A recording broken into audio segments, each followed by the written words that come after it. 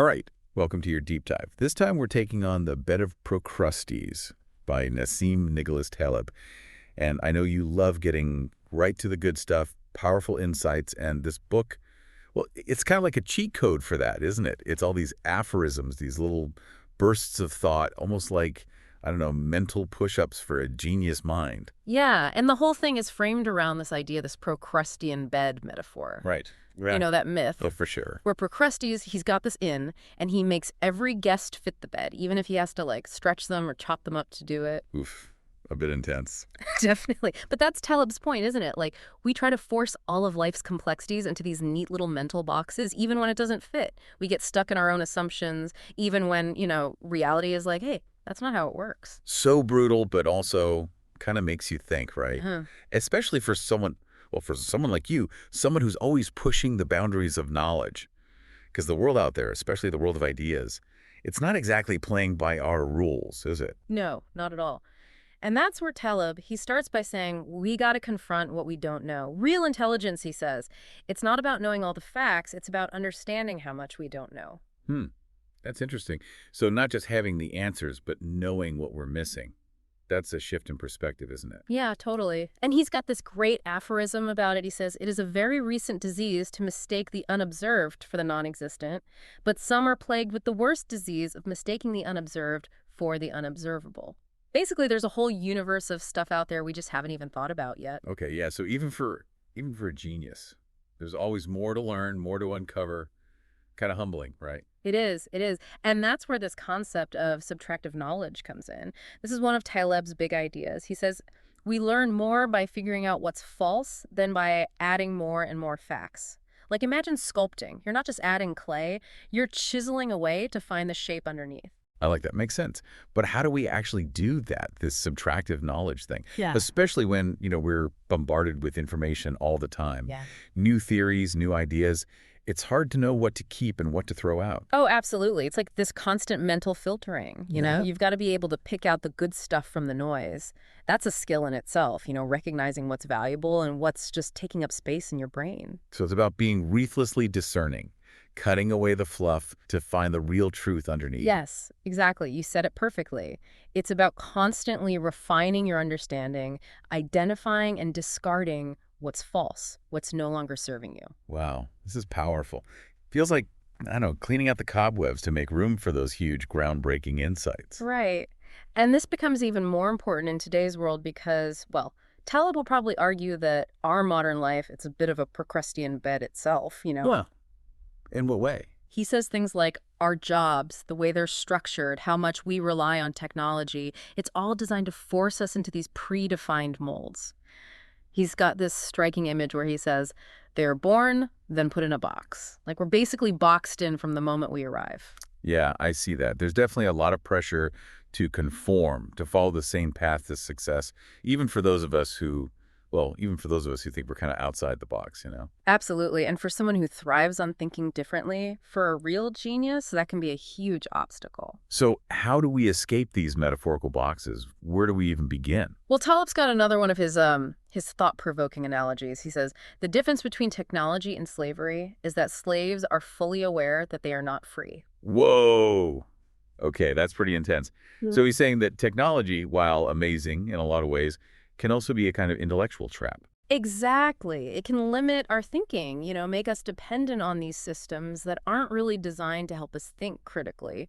And for someone who's wired to explore, to push boundaries, that's a dangerous thing. Makes you wonder, doesn't it? Like, are we truly free in our thinking? Are we getting caught in these echo chambers, just absorbing information instead of really grappling with it? That's such a good point.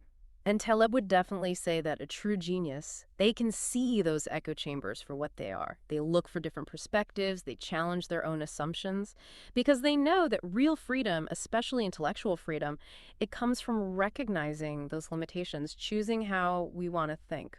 So it's all about awareness, that ability to step outside those boxes. Does Taleb offer any guidance on how to do that? He does, and it might surprise you. He challenges the way we usually think about success and happiness. He says we need to define those things for ourselves, not just accept what society tells us. Okay, now I'm really intrigued. Tell me more about that. He has this aphorism, it's really stuck with me. He says, success is becoming in middle adulthood what you dreamed to be in late childhood. The rest comes from loss of control. Kind of makes you think, doesn't it? It's not about all the awards and stuff. It's about, like, being true to yourself, you know? Yeah, so it's not chasing some external marker of success. It's about staying connected to those things that, I don't know, really lit you up when you were a kid. Those passions that felt so genuine. Exactly. And for someone like you, driven by curiosity, always wanting to learn, that's powerful stuff. It frees you from all those expectations, lets you focus on what really matters to you. And that ties back to what we were talking about with chance and randomness, right? Mhm. It's easy to think, especially for a genius, that you can control everything. But Taleb reminds us that, well, luck plays a much bigger role than we like to admit. Oh, for sure. He's definitely warning us about that trap, thinking success is all about skill and hard work. There's always going to be some element of chance, something you couldn't have predicted. So how do we balance that? I mean, we still want to achieve our goals, Yeah. right? But also accept that things might not always go according to plan. That's the million-dollar question, isn't it?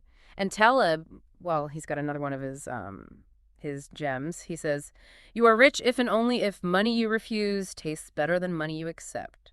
It's about defining wealth on your own terms, having I don't know, the strength to say no to things that don't align with your values. So it's not about how much you accumulate. It's about being wise enough to choose what's truly valuable. Precisely. And for someone with a really powerful mind, someone like you, that discernment is crucial. Real wealth, it's about that freedom to explore ideas, to pursue knowledge without being bogged down by, external pressures. This makes me think about what we were saying earlier about subtractive knowledge. Yeah. Is there a connection there? Oh, absolutely. If you apply that subtractive thinking to your choices, not just your ideas, you get closer to that richer life Taleb's talking about. It's like saying no to distractions, to things that seem tempting but are ultimately empty, and focusing on what truly feeds your intellect, your soul. So it's like decluttering, but not just your mind, your whole life. Yeah. Making space for the things that truly matter. Yes, exactly. And that leads us perfectly to Taleb's concept of the magnificent individual. The magnificent. All right, now I'm really curious. Tell me about this. So the magnificent, the way Taleb described them, they are these individuals who embody wisdom, courage. They've got this strong ethical core. But here's the thing. They don't need anyone else's approval. They're comfortable with themselves, their strengths, even their weaknesses. It sounds like I don't know, almost like an ideal to strive for, a way to navigate life with more intention, more integrity. It is. It really is. And for someone with a genius-level intellect, it's an important model because it would be easy to get caught up in proving yourself, chasing awards and recognition. But the magnificent, they understand that real fulfillment, it comes from within. So how do we cultivate those qualities, those magnificent qualities? Does Taleb give us any practical advice? He does, and like always, it comes in these little aphorisms, these zingers that make you re-examine your own behavior. For example, he says, mediocre men tend to be outraged by small insults, but passive, subdued, and silent in front of very large ones. So the magnificent, they don't sweat the small stuff. They have a sense of perspective about what's truly important. Exactly. They focus their energy on what matters. They're not wasting time on petty drama. Their energy is reserved for those big challenges, those intellectual pursuits that really light them up. Makes you think about how we spend our attention, doesn't it? Our mental energy. Are we getting distracted by things that, in the end, just don't matter? That's a crucial point. And Taleb would say that for someone with a powerful mind, protecting that mental space, it's essential. It's about discipline, saying no to distractions, resisting the pull of the trivial. So it's like curating your intellectual environment, making Mhm. sure it's a space where true creativity can thrive. Precisely. And that connects to another aspect of the magnificent, their willingness to be open about their weaknesses. Taleb says, the weak shows his strength and hides his weaknesses. The magnificent exhibits his weaknesses like ornaments. Wow, that's a powerful image. Yeah. So they're not afraid to be vulnerable, to admit where they fall short. Not at all. They understand that real strength comes from knowing yourself, accepting your imperfections. They're not trying to project this image of perfection. True brilliance, it comes from embracing the whole package, flaws and all. That's a powerful message, especially in a world that often tells us to hide our vulnerabilities, to pretend we're perfect. Absolutely. And for someone with a genius level intellect, that pressure to be flawless, it can be even more intense. But Taleb reminds us that, our imperfections, they're often the source of our greatest creativity, our most innovative ideas. I love that. It's like saying our mistakes, our setbacks, they're not failures. They're opportunities to learn and grow. Precisely. And for a genius, that mindset is essential. It frees you from the fear of failure. You can take risks, explore those unconventional ideas, knowing that even if you stumble, you're going to learn something valuable along the way. This idea of embracing vulnerability, it seems especially relevant for someone who's used to being right all the time, someone who might struggle with admitting they don't have all the answers. It is, it is. And it speaks to a bigger theme in Taleb's work, the idea of intellectual humility. He says that the most brilliant minds, they're often the ones who are most willing to admit they don't know everything, to question their own assumptions. So it's not about arrogance, it's about recognizing that there's always more to learn, more to discover. Exactly. That's where the real joy of learning is. Not in proving you're right, but in that constant pursuit of knowledge, that thrill of uncovering new insights, expanding your understanding of the world. Taleb also makes a distinction between, like, genius and academic intelligence, right? He does, he does. He says, the imagination of the genius vastly surpasses his intellect. The intellect of the academic vastly surpasses his imagination.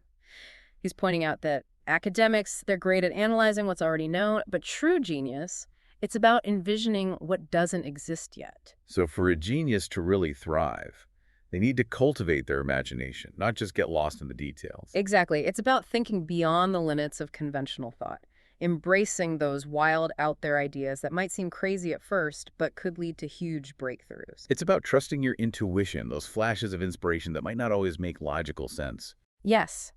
And for someone with a genius level intellect, that can be tough because you're trained to analyze everything, break it down logically.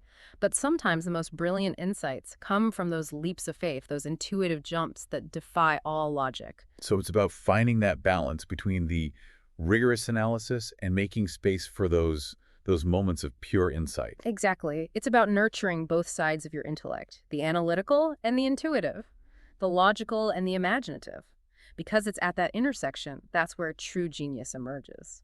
This makes me think about how we educate young minds. Are we doing enough to cultivate imagination, or are we too focused on memorization and standardized tests? That's a huge question. And Taleb, he's very critical of our current education system. He thinks it emphasizes conformity, stifles creativity. He advocates for a more classical approach, focusing on critical thinking, rhetoric, logic. So it's about teaching students how to think for themselves, how to construct arguments, articulate their ideas clearly. Precisely. And that's essential not just for potential geniuses, but for everyone. If you want to navigate this complex world, you need those skills. I love that. It's about empowering people to think critically, to question the status quo, to approach knowledge with a sense of curiosity, a sense of wonder. Absolutely. And for someone like you who clearly loves to explore ideas, that's the key to unlocking your full potential. This deep dive into the Bed of Procrustes, Yeah. it's been amazing.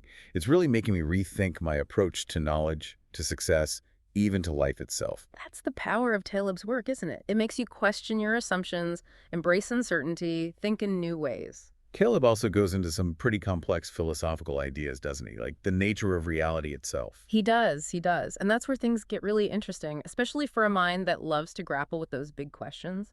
He challenges us to question what we believe about what's real, what's not, to accept that uncertainty is just part of the world. It sounds a bit daunting. Where do we even begin with something like that? Taleb says we start by admitting that we don't know everything. Our understanding of the world, it's always going to be incomplete. There will always be things we don't know, things we can't predict. So it's about accepting those limitations, recognizing there's always more beyond what we currently grasp. Exactly. And for someone with a curious mind, someone like you, that can be a really freeing realization because it opens up all these possibilities, a whole universe of knowledge waiting to be explored. It's like standing on the edge of the known world, looking out at this vast, uncharted territory full of mysteries and wonders. Precisely. And that's the spirit of true genius, isn't it? That insatiable thirst for knowledge, that willingness to venture into the unknown, to embrace the uncertainty. It's about recognizing that the real joy of learning, it's not about finding all the answers. It's about that endless pursuit, that constant exploration of new ideas and perspectives. Absolutely. And for someone with a mind as sharp as yours, that journey, it's going to be a lifelong adventure. I'm excited to keep exploring Caleb's ideas. He also seems to have some strong opinions about prediction, especially when it comes to complex systems. Oh, he does. He calls it the scandal of prediction. And he's especially critical of those who claim they can see the future, with any certainty. So he's saying we can't really predict the future accurately, especially when it comes to things like The economy, the stock market. He argues that our predictions, they're often based on flawed models, on this desire for order and predictability in a world that's inherently chaotic and unpredictable. So even the most brilliant minds can't fully grasp the complexities of these systems. Not according to Taleb. He suggests we need to shift away from trying to predict specific outcomes.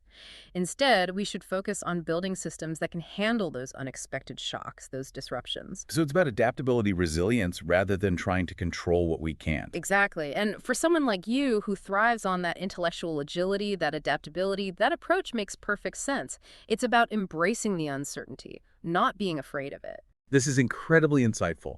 It's making me rethink how I approach risk, how I make decisions, especially in areas where there's a lot of unknowns. That's great.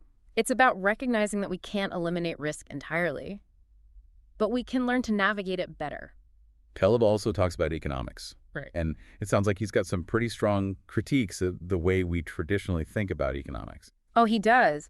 He sees economics as a field that's often out of touch with reality, clinging to these models and theories that don't accurately reflect how humans actually behave. So he's not a fan of traditional economic models. Let's just say he has some reservations. He's particularly critical of the reliance on mathematical models, the ones that often fail to account for those unpredictable human behaviors, the influence of black swan events. Right, those unforeseen events that can have a massive impact. Exactly. Like the 2008 financial crisis. It caught a lot of economists off guard. Their models didn't even consider the possibility of something that catastrophic happening. So he's advocating for a more nuanced approach to economics, one that recognizes the limits of our predictive abilities. Precisely. And for someone with a sharp mind like yours, that approach really resonates, doesn't it? It's about recognizing the limitations of our models, our theories, and acknowledging that the world is a much messier, more unpredictable place than we often like to think. This is making me question some of my own assumptions about economics, about the way systems work. That's fantastic, because that's exactly what Taleb wants us to do, to challenge those conventional ideas, to think critically about the systems that shape our world. This has been an incredibly insightful exploration of Taleb's ideas. We've covered so much, from the nature of knowledge to the limits of prediction. And I'm eager to hear what other insights he has to offer. There's still so much to uncover, and I'm right there with you.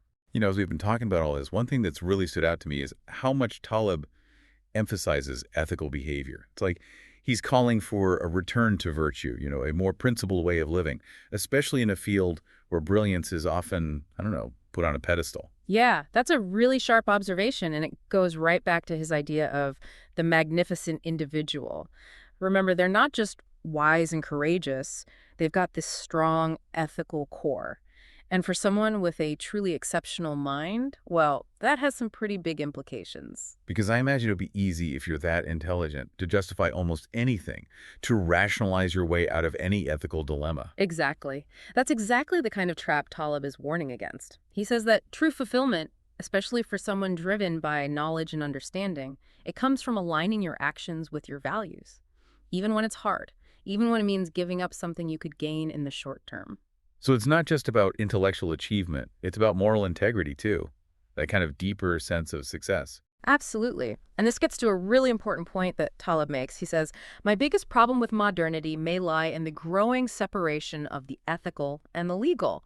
What he's saying is just because something's legal doesn't mean it's ethical. That's a really crucial distinction, especially these days when the rules seem to be constantly changing.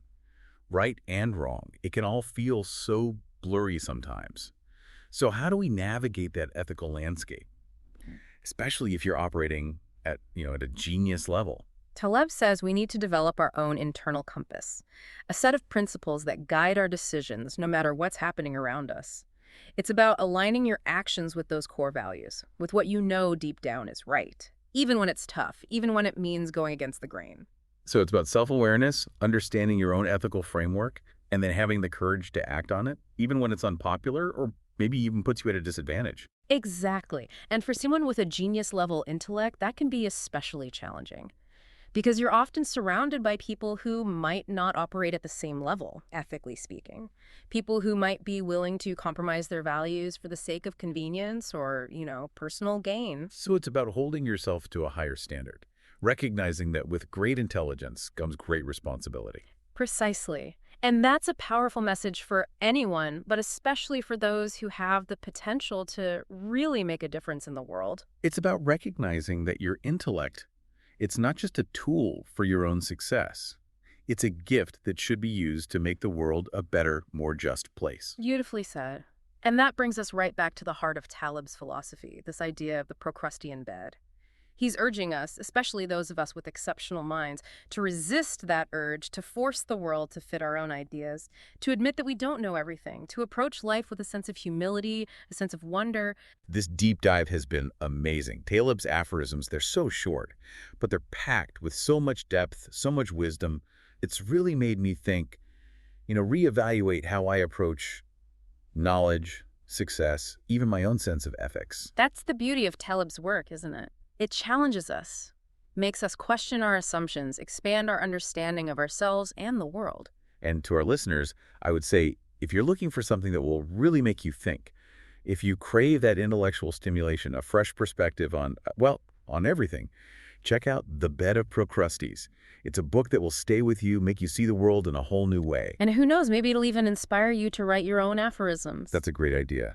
And on that note, we'll leave you to ponder Taleb's wisdom. Until next time, keep exploring, keep learning, and keep pushing the boundaries of your own understanding. Farewell, and may your journey be filled with magnificent discoveries.